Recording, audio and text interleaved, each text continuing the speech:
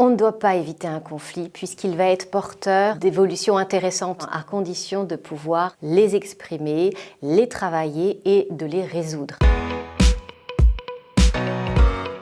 Et les coûts financiers et humains sont très importants. Facteur humain parce qu'il va y avoir une déperdition de motivation, de l'absentéisme. Coûts financiers parce qu'aujourd'hui on peut mesurer à l'aide de calculettes, d'indicateurs, ces coûts qui sont exorbitants.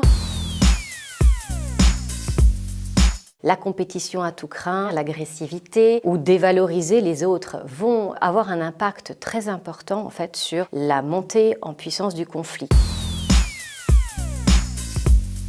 Il n'y a qu'une solution, c'est de se retrouver autour d'une table, de pouvoir discuter, mais cela implique des comportements vertueux. Les comportements constructifs vont permettre de tendre la main, de s'asseoir autour d'une table, de pouvoir discuter, de pouvoir analyser concrètement la situation. Elle est normale, il faut la vivre, cependant il est important de se donner du temps pour digérer et c'est ce qu'on appelle la temporisation.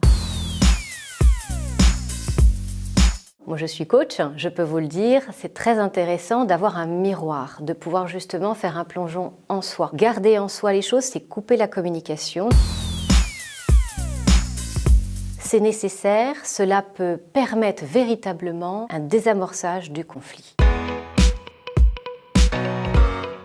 Les pervers narcissiques, les personnes qui vous font du tort, ça existe. Il est difficile effectivement de ne pas collaborer avec cette personne. Par contre, cela nécessite une certaine vigilance et à ce moment-là, de pouvoir être entouré et de pouvoir travailler en bonne intelligence collective.